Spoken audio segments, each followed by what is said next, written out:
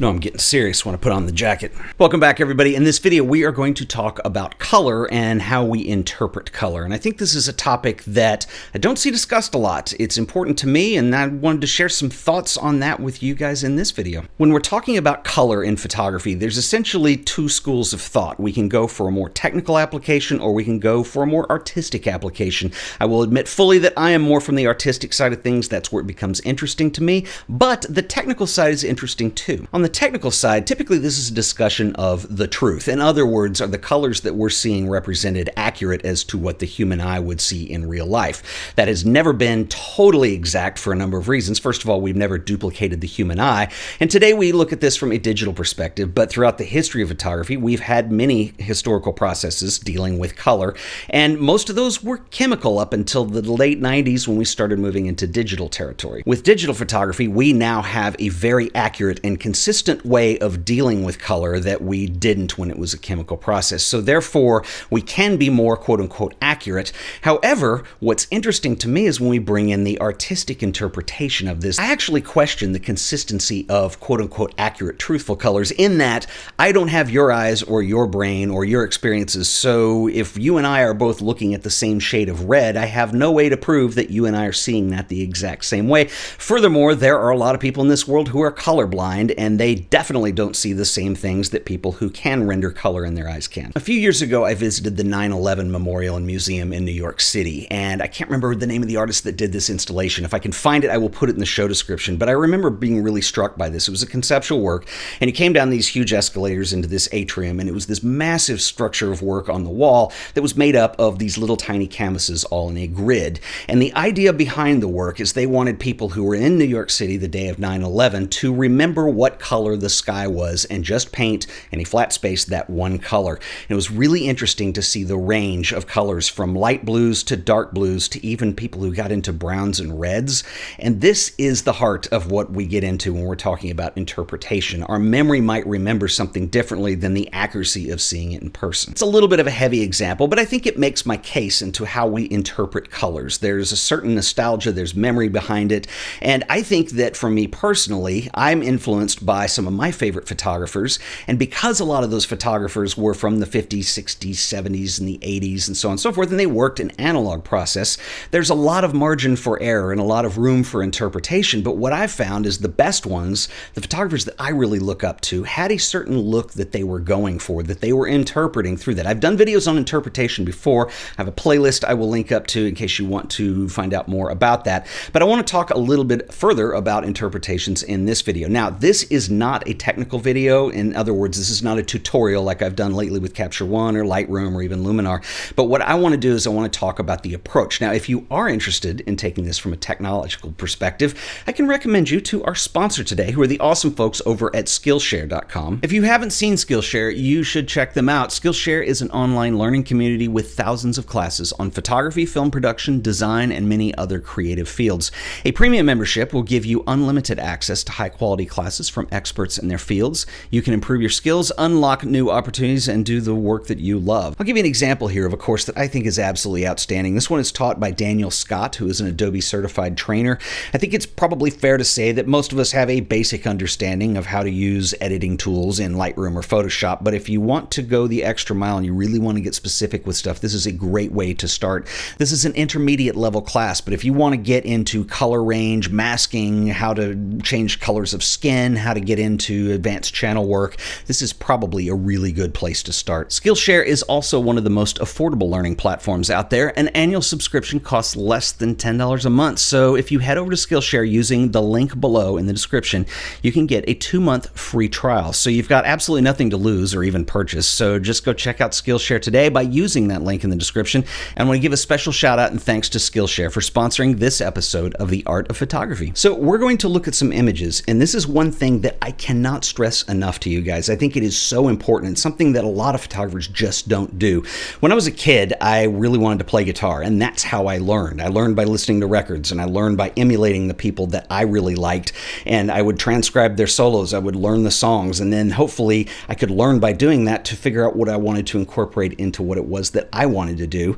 And I took the same approach to photography when I got really serious about that, and it's something that's just always amazed me because it's very common for musicians to to do that. It is really uncommon for visual artists and photographers to do that, and I think that's what's going to give you an edge, because essentially what we're doing is we're learning how to interpret color, and a lot of that is analyzing what you're seeing and learning what those subtle differences are and how you can incorporate that into your own work. Now, the other thing I want to mention is in all the work that I'm showing you, and a lot of these are quote-unquote analog photographers. In other words, they were of the film age, and that's just something that's very appealing to me, but we're not really talking about the film look. All of these examples were reproductions off of prints that were made, and I think that that's really important to know too, that when we lived in that world, that was a huge part of that process.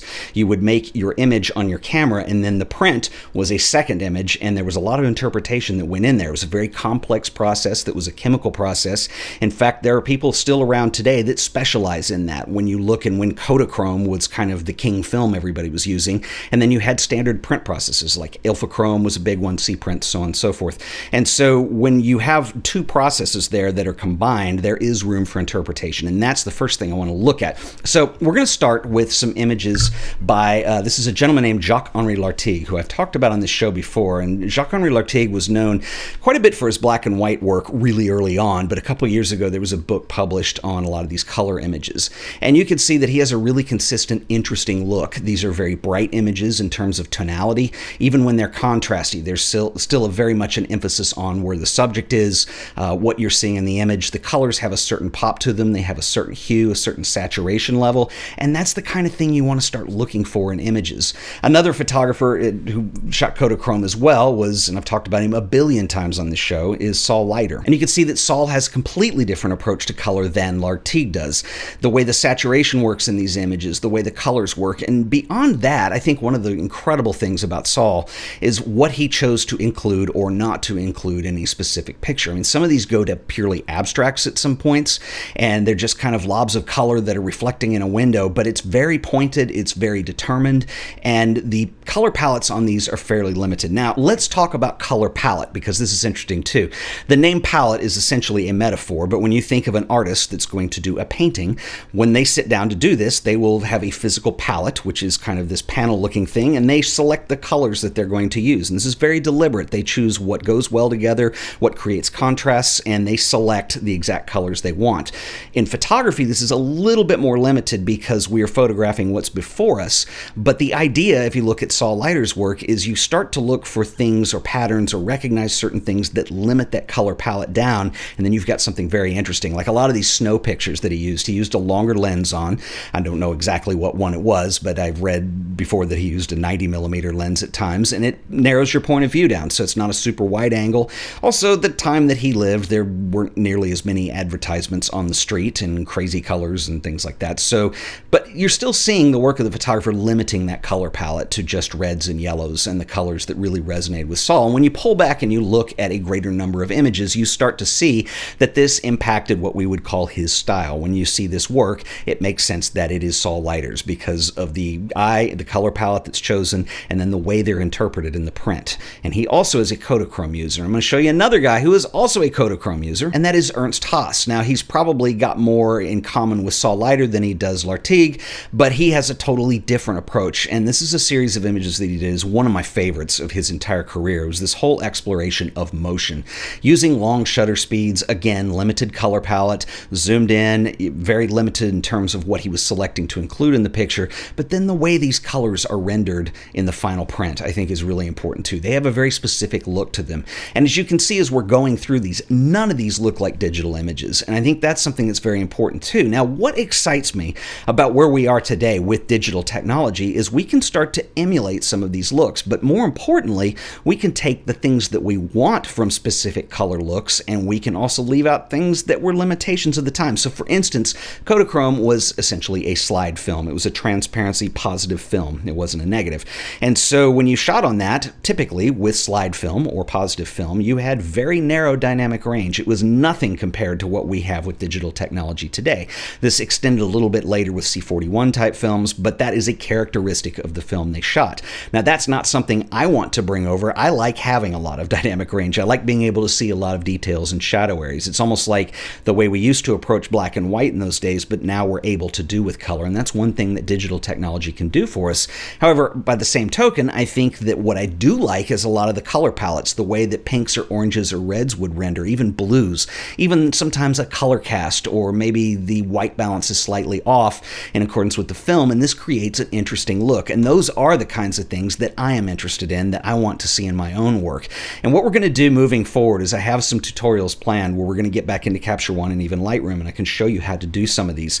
I became really interested in this earlier this year when I did my first Lightroom preset pack, and I wanted to do something that was a little bit different, that took an approach to color that I personally was interested in. And so that's when I started breaking a lot of these things down and looking for those similarities. Now, the way that I create those presets is not just by moving sliders in Lightroom. I actually have a method of creating a color profile from them, and that's what's really interesting to me. And so I've got some news coming up on that, because right now they only work in Lightroom, but I've got it now to I can do ICC profiles, and we can get them to work in Capture One too. But I'm going to do some tutorials so you guys can see how we actually go through this stuff. So if there's anything specific you want to see, drop me a comment below and let me know, and we're going to do some more stuff on color. I've been leading up to this for a while, but we're ready to get our hands dirty here.